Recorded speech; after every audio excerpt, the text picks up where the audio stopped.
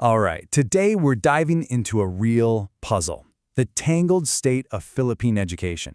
You see, there's this central paradox, this big contradiction right at its heart, and we're going to try to untangle it together. Let's jump right in. If you look at it one way, Philippine education is a massive success story. The country has made these incredible strides in what is arguably the most basic goal of any education system, just getting kids into classrooms. And that is a huge achievement, no question about it. And the numbers really do back this up.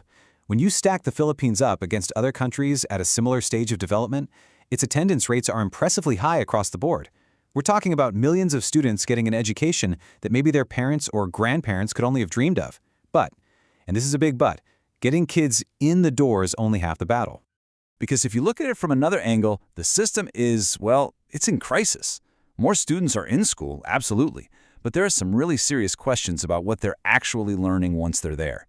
Things like learning poverty, which is basically when a 10-year-old can't read and understand a simple story, are still a huge problem.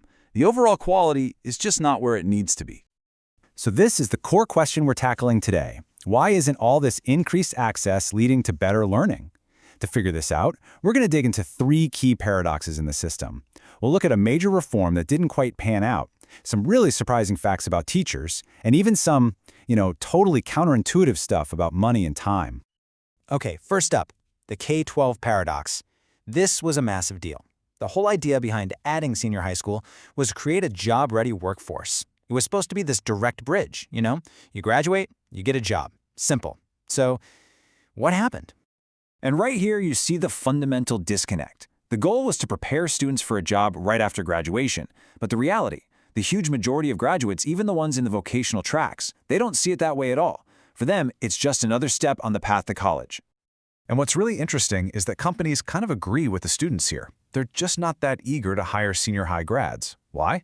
Well, they say that 80 hours of work immersion, that's just not enough. It's barely an introduction. They also think these grads just aren't ready for the real workplace yet. And they're worried that even if they do hire them, they'll just leave for college or a better paying job as soon as they get the chance. So that bridge to employment, yeah, it's looking pretty shaky from both ends. All right, let's shift gears to our second puzzle, teacher quality. Now, you'd think, right, that if you pay teachers more, you get better teachers, which means better results for students. It seems logical. But in the Philippines, well, the data tells a much more complicated story. Just look at this. Back in 2019, public school teachers were already earning way more on average than teachers in private schools. And with more pay raises in the pipeline, that gap is just getting bigger. So it begs the question, if the pay is so much better, why aren't we seeing a huge jump in quality? Well, part of the problem might be the incentive systems themselves. Take the performance-based bonus, the PBB. In theory, it sounds great. It's supposed to reward top-performing teachers. But in practice, a lot of teachers say it's flawed, easy to game, and just plain unfair. They've even got this nickname for it, Paasa Buwan Buwan, which kind of means hoping for the best every month. That really tells you everything you need to know about the frustration it causes.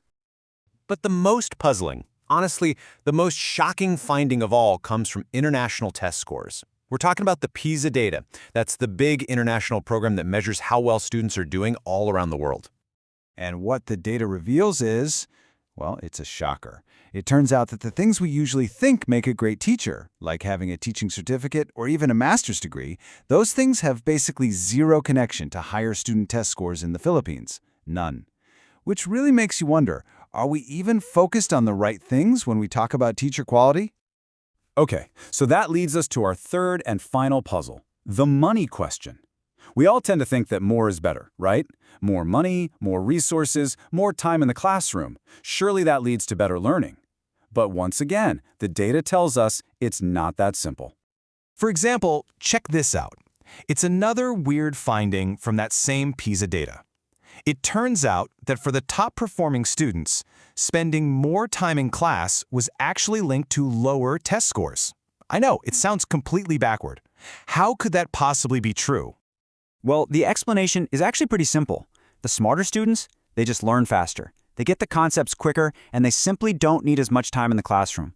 It's a really powerful reminder that just throwing more time at a problem isn't a magic fix. It's the quality of that time that really matters. So if the things we always thought mattered, like teacher degrees and how many hours you spend in class, don't really move the needle, what does? Well, the data points pretty clearly to the school environment.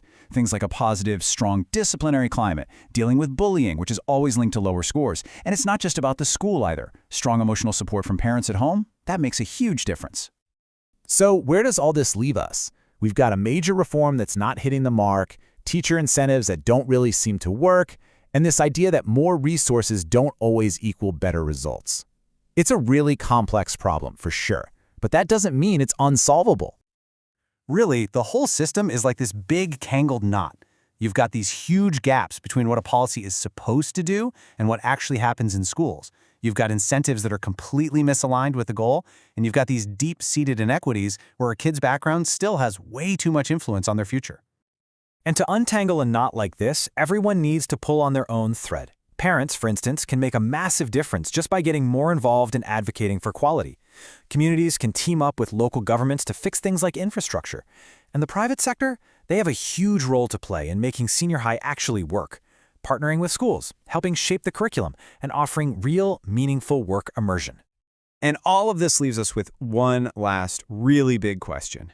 When the data shows us that things like master's degrees don't predict success, and that more class time can actually be a bad thing, it really forces you to step back and ask, are we even measuring the right things to begin with?